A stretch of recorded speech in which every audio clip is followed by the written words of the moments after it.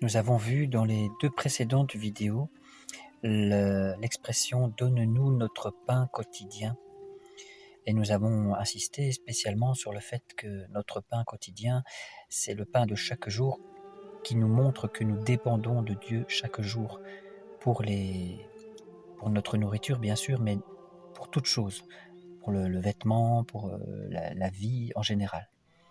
Mais dans cette vidéo, nous allons voir l'expression « notre pain quotidien ». C'est aussi, Jésus le savait, l'Eucharistie. Nous allons voir que nous avons besoin de communier avec le Seigneur chaque jour. Ce n'est pas toujours possible de le faire parce qu'il n'y a pas toujours des prêtres qui sont disponibles ou des messes tout près de chez nous, mais en tout cas nous pouvons communier spirituellement en attendant l'Eucharistie de la messe du dimanche. Alors voyons, le pain dont il est parlé ici signifie et comprend tout ce que nous avons besoin en cette vie pour le salut et la sanctification de notre âme. Car de même qu'il y a différentes espèces d'aliments propres à nourrir notre corps, de même aussi il existe plus d'un genre de nourriture capable d'entretenir la vie de l'esprit et de l'âme. Et d'abord, la parole de Dieu est véritablement une nourriture de l'âme. Dans le livre des Proverbes, chapitre 9, il est écrit « Venez, dit la sagesse, mangez mon pain et buvez le vin que j'ai préparé pour vous. » Parole magnifique, n'est-ce pas, déjà dans le livre des Proverbes écrit par Salomon. 1000 ans avant la naissance de Jésus, annonçait déjà l'Eucharistie. Et lorsque Dieu enlève aux hommes le bienfait de sa parole, ce qu'il fait ordinairement pour les punir de quelques grands crimes, on dit alors qu'il les afflige par la famine. Écoutons le prophète Amos, chapitre 8. « J'enverrai la famine sur la terre, non la famine du pain, ni la soif de l'eau, mais celle de la parole de Dieu. »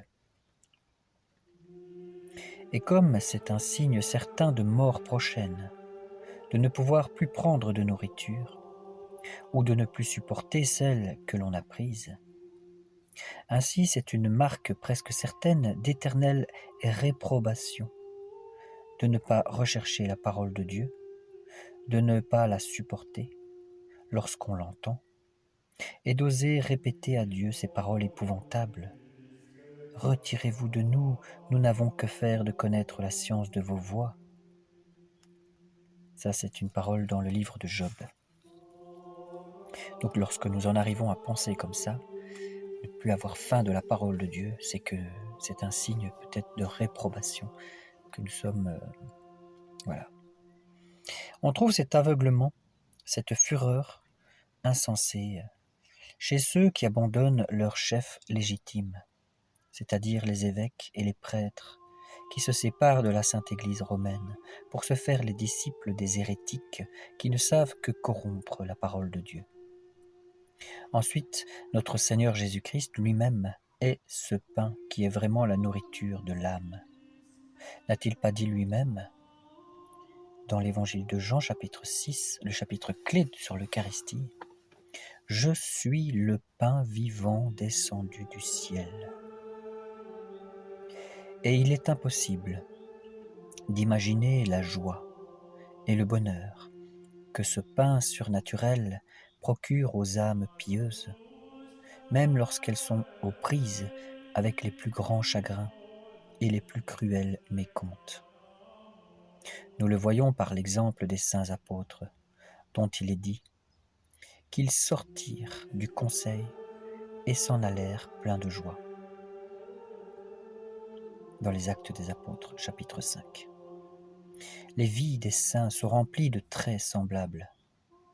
Et Dieu lui-même, en parlant de ces délices intérieures des âmes justes, nous dit, dans l'Apocalypse chapitre 2, « Je donnerai au vainqueur une manne cachée Donc la manne, c'est la nourriture que Dieu avait fait tomber du ciel pour les Israélites dans le désert. Une manne quotidienne d'ailleurs. Donc dans l'Apocalypse, je donnerai au vainqueur une manne cachée, c'est-à-dire une nourriture spirituelle intime. Mais c'est principalement dans le sacrement de l'Eucharistie, où il est substantiellement présent, que notre Seigneur Jésus-Christ est, à proprement parler, notre pain, le pain de nos âmes. Et c'est lorsqu'il était sur le point de retourner vers son Père qu'il nous donna ce gage incompréhensible de son amour, dont il a dit lui-même : « Celui qui mange ma chair et qui boit mon sang demeure en moi, et moi en lui. » Et il dira aussi encore dans l'évangile de Jean : « Venez et mangez, ceci est mon corps. » Pour l'utilité et l'instruction des fidèles, les pasteurs feront bien, sur le point qui nous occupe, de consulter le chapitre de ce catéchisme où nous traitons séparément de la nature et de la vertu de l'Eucharistie. Ce pain, que nous appelons notre pain,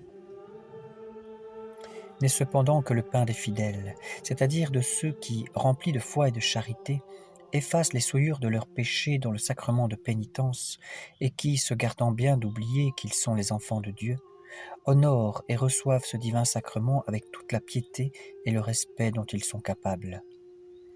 Mais pourquoi Jésus-Christ est-il notre pain quotidien ? En voici 2 raisons excellentes. La première, c'est que chaque jour, dans les sacrés mystères de l'Église, on l'offre à Dieu et on le distribue à ceux qui le demandent avec innocence et piété. La seconde raison, c'est que nous devrions chaque jour prendre cette nourriture, ou tout au moins vivre de telle sorte que nous puissions tous les jours nous en nourrir, si cela nous était possible. Écoutez, vous qui prétendez que l'on ne doit prendre cette nourriture de l'âme qu'à de longs intervalles, écoutez saint Ambroise qui nous dit : « Si c'est un pain quotidien, pourquoi ne le mangez-vous qu'une fois par an ?» Mais en expliquant cette demande, l'un des points sur lesquels il importe le plus de donner une conviction aux fidèles, c'est que, après avoir employé toute leur sagesse et toute leur habileté pour se procurer les choses nécessaires à la vie, ils doivent en remettre le succès à Dieu et régler leurs désirs sur sa volonté. Car Dieu, dit le prophète dans le psaume 54, ne laissera pas le juste dans une éternelle agitation. En effet, ou bien Dieu leur accordera ce qu'ils lui demandent, et alors leurs désirs seront satisfaits, ou bien il ne l'accordera pas, et alors ils auront une preuve manifeste qu'il n'y avait rien ni de salutaire ni d'utile dans ce qu'il aura refusé à ses justes. Car il a bien plus de sollicitude pour leur salut qu'ils ne peuvent en avoir eux-mêmes. Les pasteurs, pour développer davantage cette considération et la mettre en lumière, pourront consulter avec fruit les remarquables lettres de saint Augustin à Proba.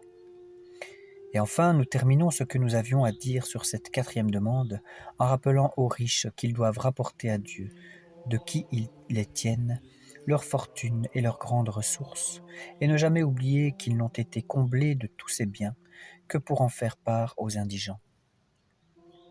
Ainsi l'enseigne l'apôtre saint Paul dans sa première épître à Timothée.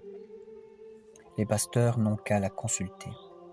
Ils y trouveront en abondance tout ce dont ils ont besoin pour expliquer clairement aux fidèles un si important sujet. Dans la prochaine vidéo, nous verrons la 5e demande de la prière du Notre Père : « Pardonnez-nous nos offenses comme nous pardonnons à ceux qui nous ont offensés. » Gloire au Père, au Fils et au Saint-Esprit, comme il était au commencement, maintenant et pour l'éternité.